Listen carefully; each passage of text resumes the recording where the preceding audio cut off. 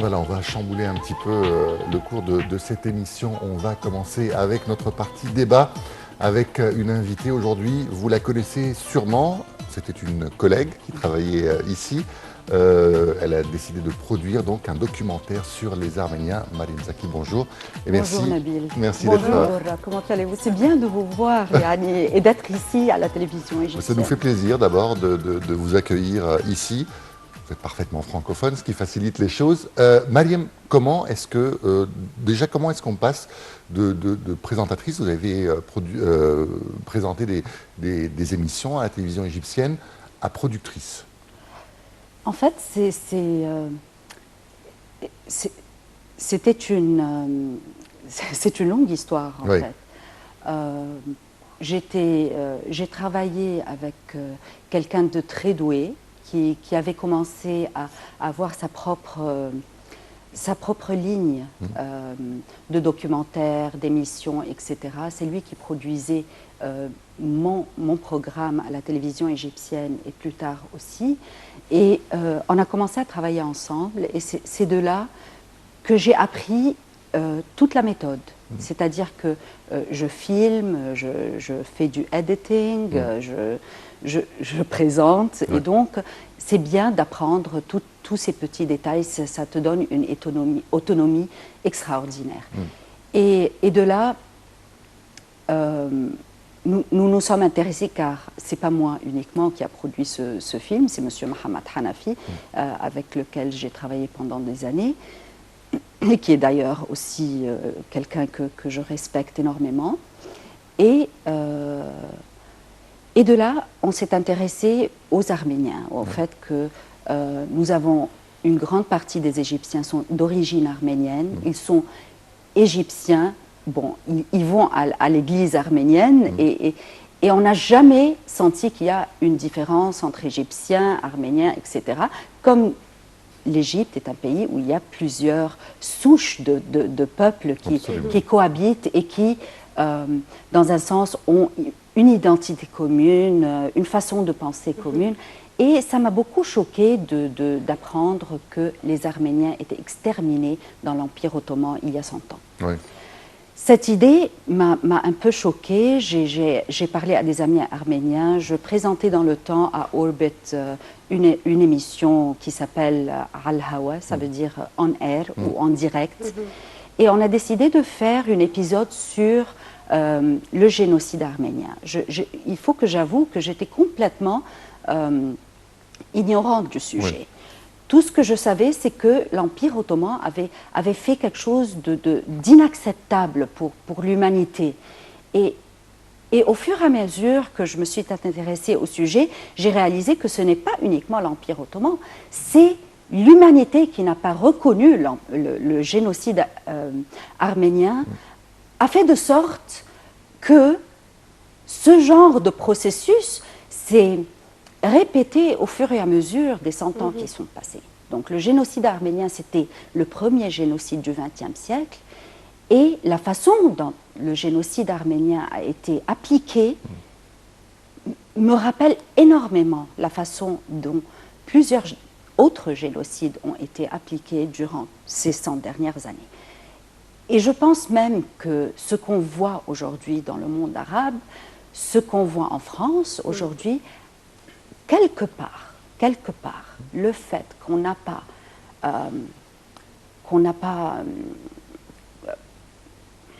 réagi à cette histoire que l'humanité devrait vraiment être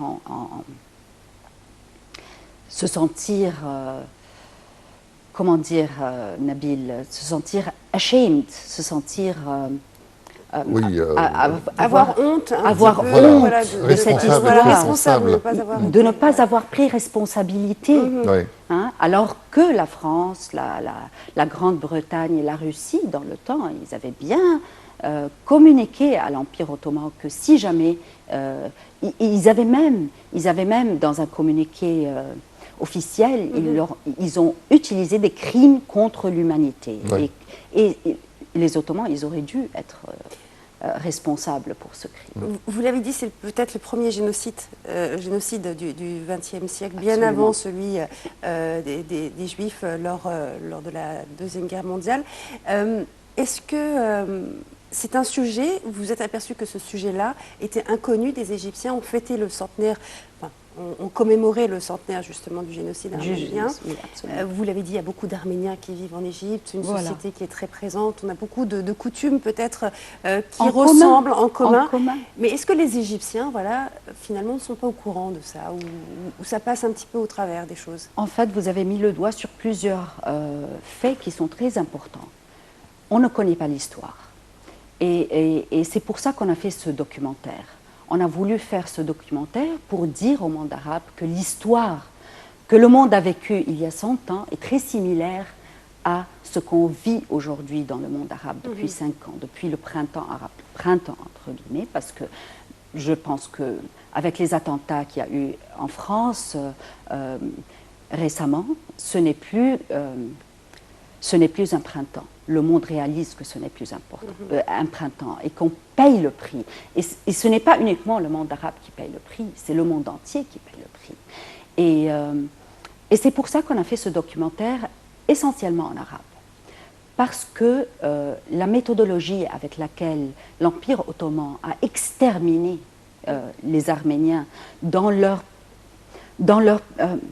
terre d'origine, c'est exactement la même méthodologie qui a été appliquée après ça. C'est-à-dire, le Holocauste juif est une chose qui est problématique pour les Arabes. Soyons francs, c'est problématique de parler du Holocauste juif. On le reconnaît, on sait bien qu'ils ont été exterminés en Allemagne. Mais dans un sens, on se dit, ah, si on parle du génocide arménien, est-ce que ça veut dire qu'on va... c'est problématique, je veux même pas y rester dedans. Mais en fait, quand on étudie le génocide arménien, on réalise que l'Allemagne était l'allié de l'Empire ottoman. On réalise que c'est l'Allemagne qui a poussé, avant la Première Guerre mondiale, l'Empire ottoman à l'idée du djihad. Pourquoi faire? Pour illuminer l'idée du djihad dans le monde arabe contre la Grande-Bretagne. Donc, on a manipulé l'islam de façon à obtenir à obtenir des gains politiques, à obtenir une avance sur la terre. Et là, les parallèles entre ce qui s'est passé avant la Première Guerre mondiale et ce qui s'est passé après sont extrêmes. C'est-à-dire que beaucoup des officiers qui étaient dans l'Empire ottoman allemand, ils ont vu la méthodologie d'extermination des Arméniens et elle a été appliquée avec les Juifs. C'était, si vous voulez, la plateforme où l'idée de génocide et la méthodologie d'un génocide a été mise en cours les 100 dernières années. Et ça a été, je ne vais pas dire accepté, mais ça, on a laissé passer, on a laissé passer, on a laissé passer. Et là, c'est là que je pense que, d'ailleurs, les premiers qui ont utilisé Final Solution, ou la solution finale, c'était l'Empire ottoman. L'Empire ottoman a utilisé la phrase Final Solution contre les Arméniens, bien avant que les Allemands utilisent l'idée de Final Solution contre les Juifs. Et non seulement ça, je l'ai bien répété, c'était un génocide où toutes les branches du gouvernement, l'armée, la police, l'administration, étaient impliquées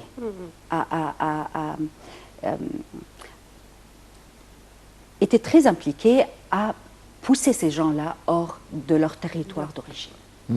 Alors, les Turcs, eux, se défendent qu'il y ait un génocide. Ils disent que c'est vrai que c'était pendant la Première Guerre mondiale, il y avait un conflit, il y avait carrément comme une guerre civile, donc c'est comme ça que ça s'est passé. Est-ce que dans votre documentaire, vous avez pris les avis des uns et des autres? C'est-à-dire que, est-ce qu'il y a... absolument, absolument.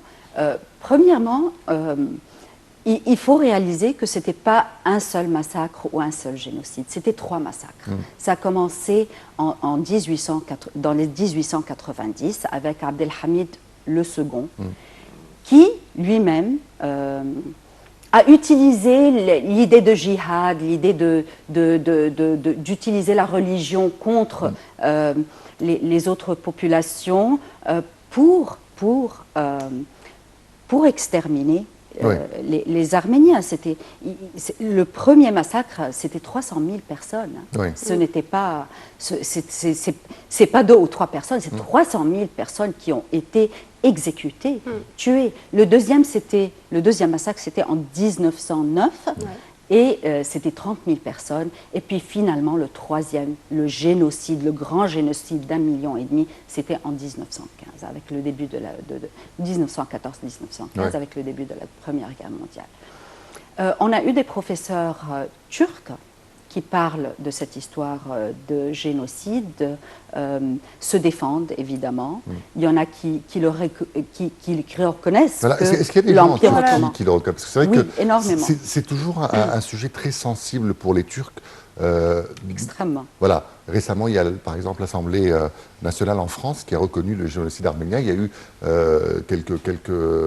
oui, bien sûr. Voilà, quelques problèmes diplomatiques, on va dire, entre les deux pays. Est-ce qu'en Turquie, aujourd'hui, il y a des gens qui reconnaissent que leur État... De plus en plus. De plus en plus, il y a des gens qui regardent l'histoire avec un œil plus...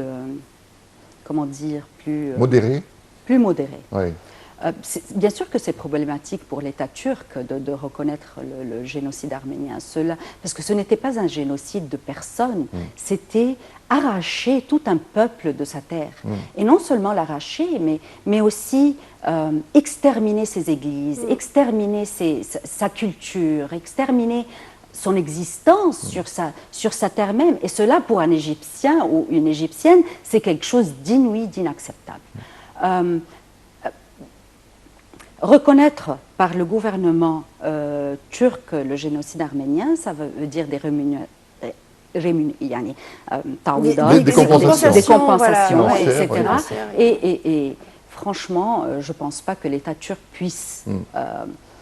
Une des choses qui m'avait beaucoup choquée, c'est que une des estimations en 1919 de tous les biens arméniens était égale à 16 millions de francs. Or, 16 millions de francs dans le temps, en 1919, c'était le tiers de ce que l'Empire ottoman a dépensé sur la Première Guerre mondiale. Voilà, je veux juste ajouter quelque chose, Nabil, c'est très important. Le grand génocide en 1915 n'aurait pas pu avoir lieu sans une Première Guerre mondiale comme un umbrella, un parapluie pour exécuter cela. Donc, le fait qu'il y avait cette guerre mondiale, ça facilite les choses pour ceux qui nient le génocide, de dire « Ah, c'était le génocide, c'était la Première Guerre mondiale, on pouvait plus c'est-à-dire que tout le monde a souffert, non seulement les Arméniens, mais tout le peuple turc a souffert, etc.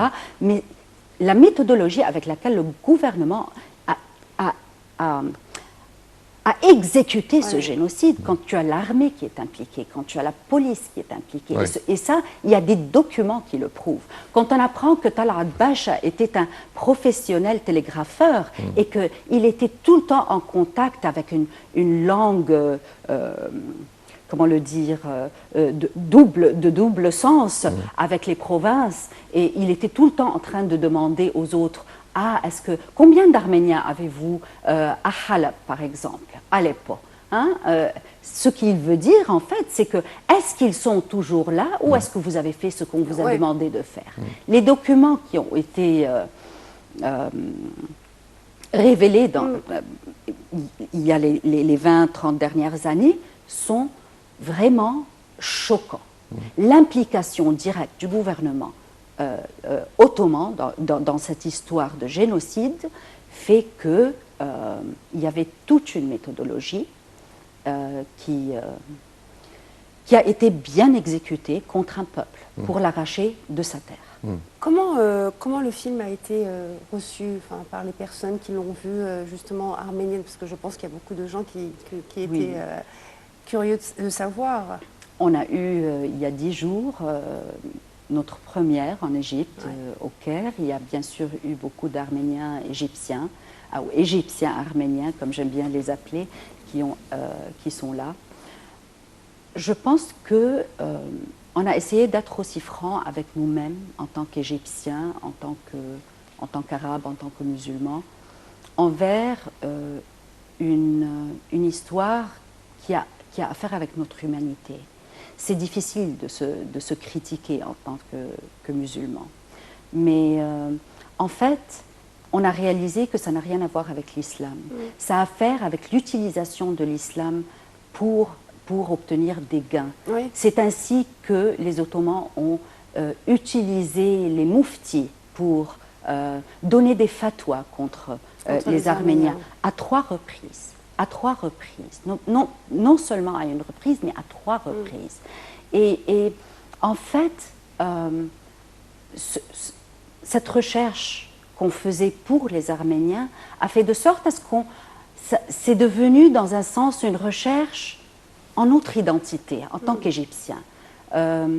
Comment cette culture qu'on a dans ce pays, c'est vraiment une grande culture. Quand on parle de 7000 ans d'années, hein, c'est un cliché, n'est-ce pas? Mais en fait, ce n'est pas un cliché, c'est très personnel. Pourquoi? Parce que nous sommes, nous les Égyptiens, de souche très internationale. Oui. Nous avons des Arméniens, nous avons des Grecs, nous avons des... Les Coptes sont l'origine de ce pays. Hein. Nous avons de toute nationalité. Et dans un sens, on a pris le meilleur de tout ce monde et on l'a internalisé. C'est devenu interne, c'est devenu part de notre façon de penser. C'est intégral. On ne peut pas déchirer ça de notre psychique, si vous voulez. Et là, ça nous a mis contre toute utilisation de religion dans les affaires politiques pour obtenir des gains. Parce que le prix, c'est toujours les civils, c'est toujours les innocents, c'est toujours les enfants, c'est toujours les femmes. Quand vous apprenez que les femmes étaient islamisées, elles étaient forcées à se convertir, ça n'a rien à voir avec l'islam. Quand on prend les enfants et qu'on leur fait un lavage de cerveau, hein, pour qu'ils oublient leurs origines, ça n'a rien à voir avec l'islam. Ça, c'est une horreur pour une Égyptienne ou pour un Égyptien ou pour l'humanité même. Et là, c'était toute une méthodologie, c'était une façon de penser, c'était toute une manipulation de l'humanité. Et c'est là nous, comme Égyptiens, qui avons toute cette culture, qu'on refuse dans tous les sens. Et c'est là où on a décidé qu'il faut que tout le monde sache pourquoi cela est arrivé, le danger de confondre la politique avec la religion.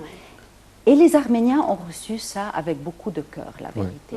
Oui. Une des choses qui m'avait choquée un peu, c'est qu'ils ont dit « Ah, vous êtes tous les deux musulmans et égyptiens et vous faites quelque chose pour nous, c'est la première fois. » C'est en fait le premier documentaire en arabe pour la cause arménienne. Et ce n'est pas pour la cause arménienne, c'est pour la cause de l'humanité réellement. Et c'est non seulement pour la cause de l'humanité, mais c'est aussi pour nous les Égyptiens, pour qu'on sache l'histoire, comment ça s'est développé. Quand on regarde aujourd'hui le Akka Party de Erdoğan, la terminologie qu'ils utilisent depuis 5 ans, c'est la même terminologie qui avait le ECHO il y a 100 ans. Et si on ne l'entend pas, c'est qu'on est sourd. Ils sont très touraniques, en fait. Ils rêvent du califate musulman. Hein. Et ils se voient un grand califate qui domine le monde arabe. Et ça, c'est le danger, en fait. C'est l'utilisation de cette religion pour des gains politiques. Ça se répète. Et c'est d'ailleurs, c'est pour ça qu'on vit dans le monde arabe ce qu'on vit aujourd'hui. Oui. Mais est-ce que justement vous avez pensé à faire ce film? Parce que c'est vrai qu'il ne faut pas se voiler la face. Il y a 4-5 ans à peu près, 4 ans exactement, Erdogan est venu en Égypte. Ah il a été accueilli en héros. Mais bien sûr. Il y a beaucoup de gens qui sont des turcophiles, on va dire. Bien sûr. Il y a même des gens, parfois on a l'impression, quand ils parlent, qui regrettent le temps du califat ottoman sur l'Égypte. Est-ce que ça aussi c'est important? C'est important que les gens sachent ce qu'était l'Empire ottoman. C'est très important, Nabil. C'est d'ailleurs une des raisons pour laquelle on a fait ce documentaire, pour que les gens ouvrent les yeux, parce que les masques sont tombés. Vous avez dit que quand Erdogan est venu en Égypte, il était accueilli comme héros par plusieurs personnes. Mais ça, c'était au début du printemps arabe. Bien sûr. Et la raison pour laquelle il a été accueilli en tant qu'héros, c'est parce que beaucoup d'Égyptiens n'ont pas lu l'histoire de l'Empire ottoman. C'est parce que beaucoup d'Égyptiens ne savaient pas que Erdogan avait cette mentalité pan-islamique pour des gains politiques. Mais les masques sont tombés. Et pour dire que les masques sont tombés, on a fait ce documentaire pour regarder un petit peu dans l'histoire. Erdogan, moi, ça me choque un peu quand le G20 aujourd'hui se déroule en Turquie. Il se déroule en Turquie. Ça me fait dire qu'il y a quelque chose qui cloche, il y a quelque chose qui ne va pas. Marim, on va juste prendre, voilà, parce qu'il est 11 h, on regarde juste le rappel de l'actualité, et puis on continue bien sûr cette discussion. Et tout de suite, c'est le rappel de l'actualité en vrai. Voilà, de retour donc avec Mariam Zaki. Mariam, alors on parlait tout à l'heure du président turc Erdogan. On parlait de sa venue en Égypte quand il a été accueilli en héros. Maintenant, bien sûr, les gens se sont aperçus du vrai visage peut-être d'Erdogan, des rêves d'Erdogan qui ne sont pas les nôtres. Vous parliez tout à l'heure du G20 qui a eu lieu à Antalya en Turquie actuellement. Ça montre qu'il y a beaucoup de choses qui clochent dans la politique internationale du monde, qu'on a des double standards, des doubles standards. Et que, c'est-à-dire que certainement, ce n'est pas Erdogan qui va lutter contre le terrorisme. On a tous appris, quand les masques sont tombés l'un après l'autre, que le rôle en Syrie, par exemple, et la Syrie d'ailleurs, c'est un exemple de génocide d'un peuple dans un sens. Les Yazidis aussi, c'est un génocide. Et il ne faut pas qu'on ferme les yeux à ces choses-là. La Turquie avait cette ère moderne. Et en fait, la Turquie a toujours eu cette ère moderne. Même en 1914, 1915, quand ils se sont alliés aux Allemands, en fait, les jeunes Turquie, Talat Pasha, Gamal Pasha, Enver Pasha, qui étaient responsables du gouvernement turc, c'était des laïcs. C'était pas des... C'était des gens qui promettaient quoi? Ils promettaient l'égalité, ils promettaient l'égalité sociale. Et c'est d'ailleurs les Arméniens qui les ont soutenus pour arriver au pouvoir, parce qu'ils rêvaient d'un monde où il y avait une égalité entre musulmans, chrétiens, etc. Ils ont fait une constitution qui parle de cela. Donc, ce double standard, c'est quelque chose de très normal pour les Ottomans. Ils ont fait ça en 1914 et ils ont gardé ce même visage très embrassant de toute culture, mais en même temps, dans leur cœur, ils ont un autre agenda. Oui, ça reste au fond. On est pris par Juste parce que le président Poutine apparemment vient de parler, l'attentat a été confirmé pour l'avion russe et Poutine a promis de trouver et de punir les responsables de cet attentat. Voilà. Justement, est-ce que finalement la Turquie aussi n'a pas gardé ce visage, comme vous le disiez, de modéré, de laïque pendant un certain temps avec Erdogan qui rêvait de faire partie de l'Union européenne. Finalement, voilà, ses rêves ne se sont pas réalisés. Et puis, on a découvert le vrai visage, que c'est finalement qu'il prônait peut-être dans sa tête un islamisme plutôt radical. Aujourd'hui, la situation, comme vous venez de le dire, des Occidentaux n'est pas très claire, puisque est-ce que finalement il faut combattre le terrorisme en incluant peut-être les idées d'Erdogan ou faire alliance avec lui? En fait, je pense que l'Occident doit être très honnête et très franc avec lui-même. Et c'est en étant honnête et franc avec notre histoire qu'on peut prendre des positions correctes envers le futur. Ce qu'on a vu, c'est, dans les quelques dernières années, c'est un support à cette idée de Daesh. Ce support, c'était un support logistique, c'était un support dans tous les sens. Matériel. Et matériel, etc. On a vu le support des frères musulmans qui eux aussi, utilisent la politique, la religion pour des gains politiques. Et c'est cela que nous, en tant qu'Égyptiens, on refuse dans tous les sens. En jouant ces équilibres de profit, l'Europe va payer le prix. En corrigeant ses principes, pas ses principes, parce que l'Europe a des idées humanitaires et libérales qu'elle a exportées dans tout le monde et qu'on respecte énormément, qui fait partie de notre façon de penser, de notre culture même, qui est très... c'est une façon de penser qui est très intégrale à notre identité, en fait, qu'égyptiens, parce que nous sommes très cosmopolites dans notre façon de penser. Sans cela, je pense que la France, l'Europe, etc., ils vont bien payer le prix. En s'alliant avec ceux qui supportent le terrorisme, notamment la Turquie, les États-Unis, etc., l'Europe va payer le prix, on le voit. Mais non seulement l'Europe va payer le prix, c'est l'humanité qui va payer le prix. Oui, nous, le monde arabe. Et si on ne voit pas la oui. Troisième Guerre mondiale, juste là, à côté de nous, c'est qu'on... Oui, l'Europe est en train de payer le prix, on l'a vu avec les attentats de Paris. Absolument. Mariam, ce que je voulais vous demander, c'est justement, vous avez parlé que c'était la première utilisation un petit peu du djihad, c'était un petit peu comme une guerre religieuse. Alors en Turquie, quelques années après, Atatürk est venu au pouvoir. Atatürk était un laïc. Il a modernisé la Turquie, même le caractère, par exemple, ils écrivaient avec du caractère arabe, c'est devenu les caractères latins.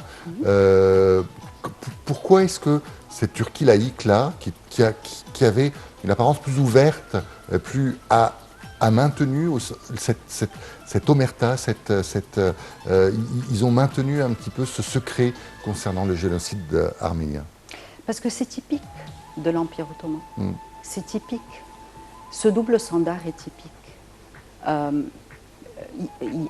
Young Turkey, Turquie al-Fatah, ou les jeunes Turcs, ils avaient une apparence laïque. Ils ont utilisé le Mufti en 1909 pour sortir une fatwa disant que combattre les Arméniens et les tout chrétiens, c'est un ordre de la religion. Et les fatwas, les fatwas originales sont là dans le musée sont là pour tout le monde à voir. D'ailleurs, tout est sur Internet.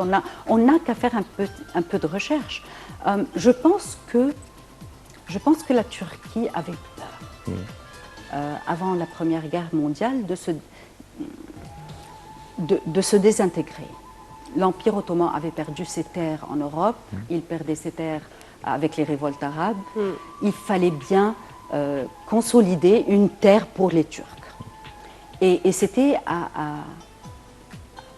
at the expense of the Armenians, c'est-à-dire c'était aux dépens des Arméniens.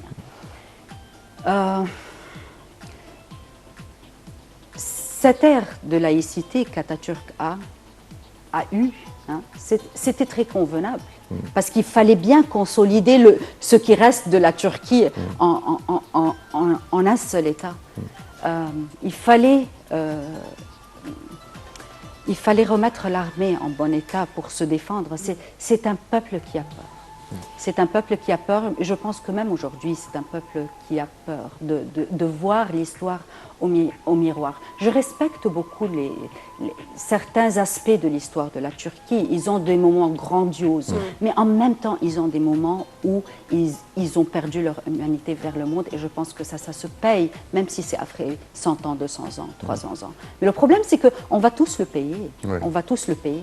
Alors, on le paye tous. Beaucoup de pays ont reconnu le génocide arménien. Est-ce qu'aujourd'hui, les Arméniens attendent toujours cette reconnaissance de la génocide. Turquie? Est-ce qu'ils attendent que la Turquie, voilà, un jour, arrive à dire oui, il y a eu un génocide? On a l'impression que les Arméniens attendent plus une reconnaissance morale, on va Voilà, dire, Absolument. qu'une reconnaissance financière. Exactement, Enfin, c'est ça. que des compensations financières. C'est d'avouer, tout simplement. Moi, j'ai été en Arménie 3 fois. C'est un peuple admirable. Tous les Arméniens sont un peuple admirable. Ils ont réussi à comment dire, to carve a little country for themselves. Ils ont réussi à créer une fraction de leur pays original pour eux-mêmes. Et en 26 ans, voilà. ils ont revitalisé leur culture. Il faut juste rappeler que c'était une république à l'intérieur de l'Union soviétique. Oui, absolument. Absolument. Et là, il faut voir, après 26 ans, après l'indépendance, parce qu'ils ont regagné leur indépendance il n'y a qu'une vingtaine, trentaine d'années, il faut voir comment cette culture est vibrante. C'est-à-dire qu'ils ont une énergie incroyable, mais aussi il y a une plaie. Oui. Et cette plaie a besoin de se refermer pour pouvoir continuer à donner à l'humanité, à leur pays, etc. Et ils veulent cette reconnaissance morale. Oui. Pour nous, l'idée que le monde arabe reconnaisse l'injustice qui a été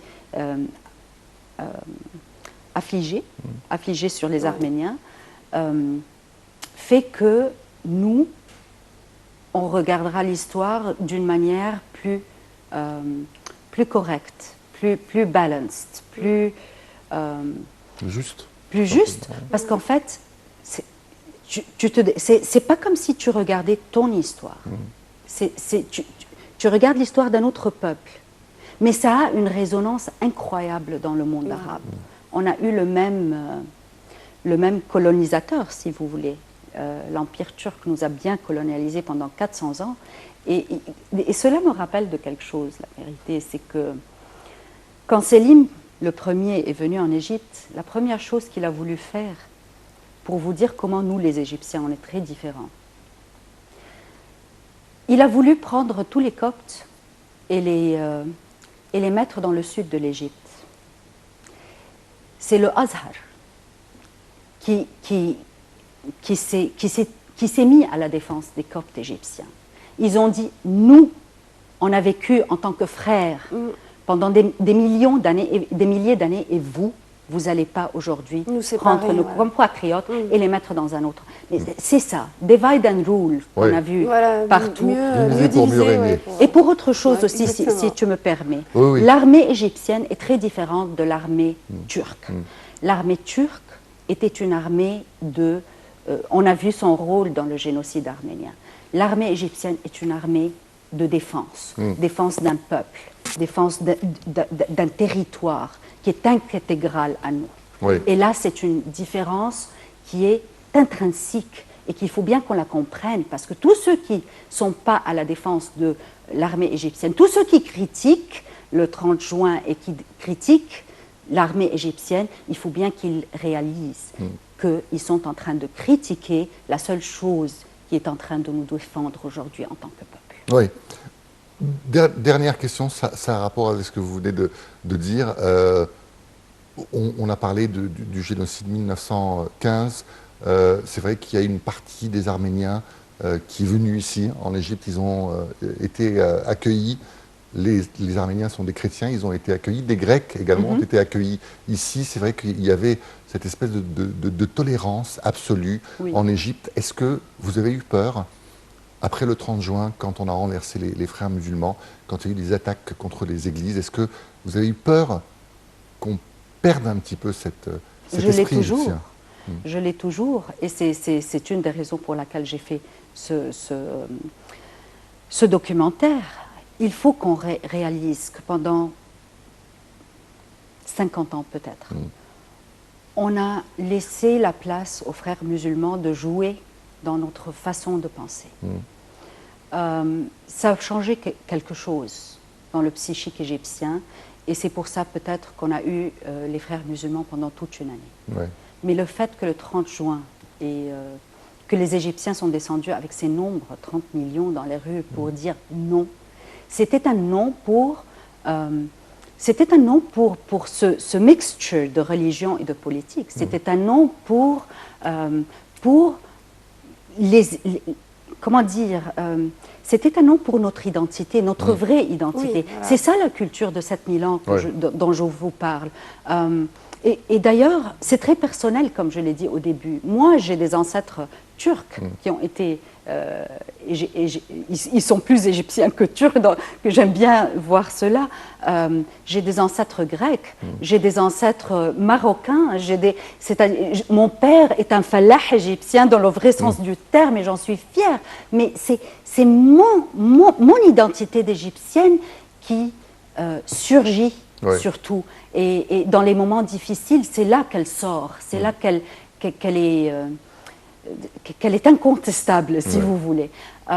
Oui, j'ai peur que cette identité change, parce que c'est ce qu'il y a de beau en Égypte, c'est ce qu'il y a de beau dans les Égyptiens, c'est ce qu'il y a de très différent, cette tolérance incroyable que nous avons, cet amour pour la vie que nous avons. Vous parlez de Rabat. Oui. Rabat, et bien sûr, on a été très critiqué par Rabat. On a été critiqué par qui par Rabat? Par Ordren. On a été critiqué par qui? Par les États-Unis. Excusez-moi. Regardez la France quand elle se défend contre les attentats qu'elle a eus. Nous, on avait une insurgence armée au milieu et au sein de notre capitale. Est-ce qu'on est censé les laisser? On a vu les frères musulmans avec leurs snipers en train de tuer les gens dans leurs balcons, dans leurs appartements. Et ça, c'est intolérable. En tout cas, on vous remercie énormément. Mariam, merci beaucoup d'être passée nous voir. Et puis, voilà, vous n'hésitez pas, si jamais vous avez d'autres projets, de venir nous en parler ici. Ça nous fera toujours plaisir. C'était un grand plaisir, Nabil. Merci énormément pour vous, mademoiselle. Je veux juste dire qu'on a eu la première en Égypte. On va avoir d'autres premières au Liban et en Arménie. Je l'espère bien. Et aussi à Hanegr. Vous serez les bienvenus de venir voir le film, le juger, le discuter. J'aimerais bien qu'on ouvre notre esprit toujours. Je vous remercie. Avec grand plaisir. Merci à vous. Allez, on va enchaîner, on va prendre une petite pause et puis on va revenir tout de suite après.